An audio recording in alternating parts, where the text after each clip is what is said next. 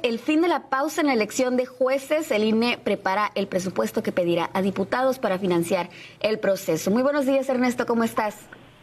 Hola, ¿qué tal? ¿Cómo están, compañeras Carla y Ana? Buenos días. ¿Qué tal? Muy buenos días. Pues platícanos sobre esto que está pasando, el fin de la pausa en la elección de jueces y también sobre la aprobación del día de ayer, donde la mayoría de Morena, Partido del Trabajo y Verde consiguieron la mayoría calificada para aprobar la reforma que impide al Poder Judicial por revisar las reformas a la Constitución. Pues sí, mira, bueno, en realidad son dos temas. Uno de ellos que ocurrió en la semana, que es muy importante, es la resolución de la Sala Superior del Tribunal Electoral, que en respuesta a una solicitud del INE hace una declaración, una acción declarativa, se le llama jurídicamente, en donde el tribunal lo que le está diciendo al INE es: puedes seguir adelante con la elección de jueces, magistrados y ministros.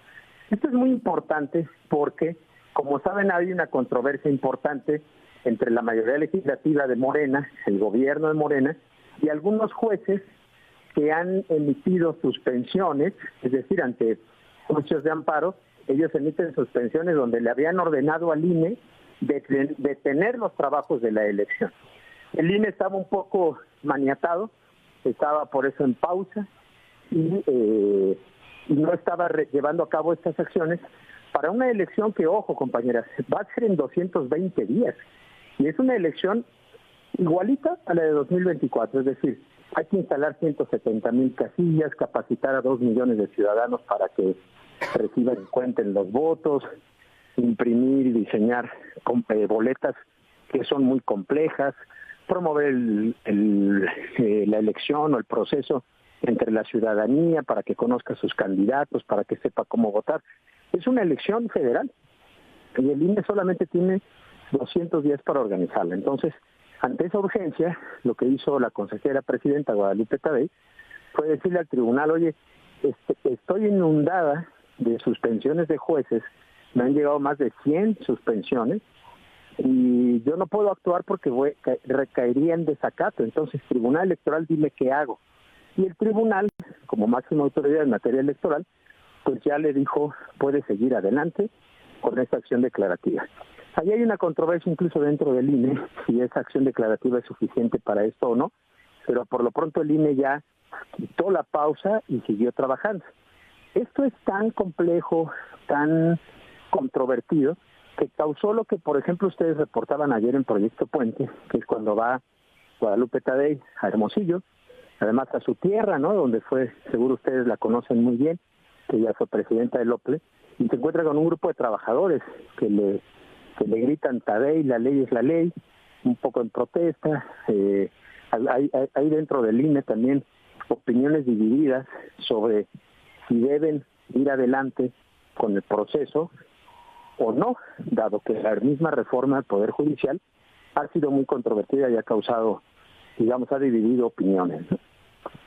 Así es, como bien comentas, justo el día de ayer fue un evento que tuvo Guadalupe Tadei en la Universidad de Sonora. Era un diálogo con mujeres donde se manifestaron los trabajadores del Poder Judicial aquí en Hermosillo, y pues sí, le hicieron bastantes cuestionamientos. De hecho, pues Guadalupe Tadei respondió, dijo ser muy respetuosa de la ley, fue lo que le dijo a los trabajadores del Poder Judicial que se manifestaron ayer por la tarde aquí en Hermosillo.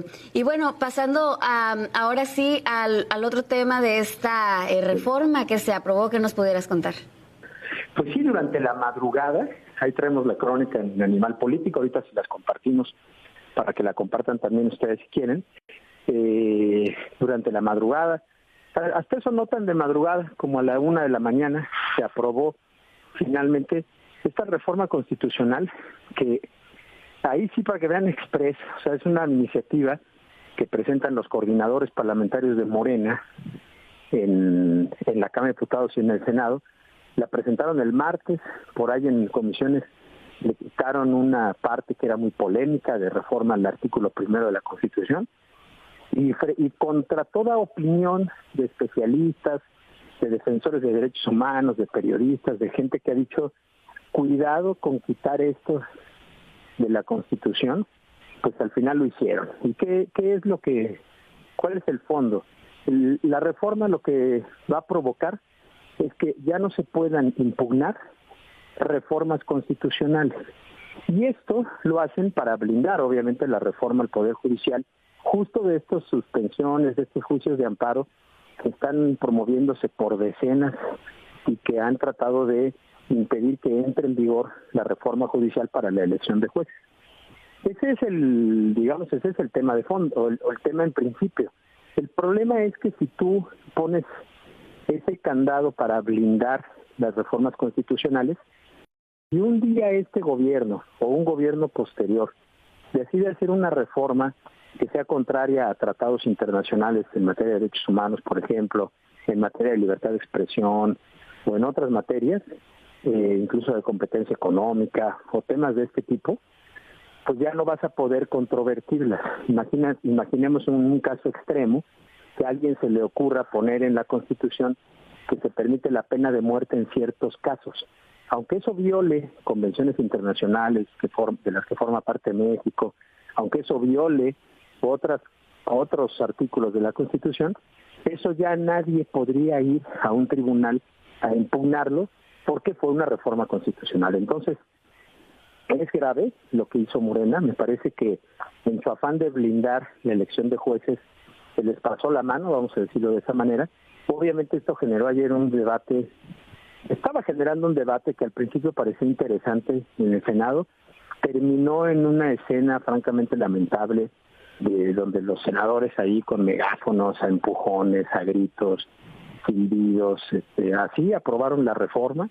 Al final Morena, Verde, PT hicieron uso de su mayoría, prácticamente se tomaron la mesa directiva de la tribuna, los opositores querían llegar, usaban el micrófono solamente para gritar consignas, no hubo un debate razonable sobre un asunto que, tal como se los planteo, pues es muy importante. O sea, esa reforma ahora irá a la Cámara de Diputados, después tendrá que hacer el recorrido por los congresos estatales, pero la próxima semana que se concluya eso, estaremos en una situación jurídica muy distinta a la actual, dado que cualquier reforma constitucional que se haga va a ser imposible que un tribunal te pueda considerar que lesiona tus derechos.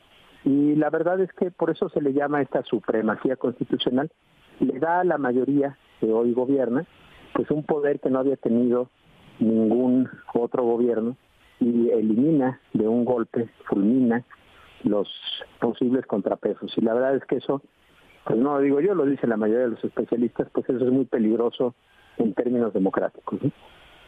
Así es, pues muchísimas gracias por tu información, Ernesto, excelente análisis como siempre. No, muchísimas gracias, compañeras, que estén muy bien, que tengan buen día.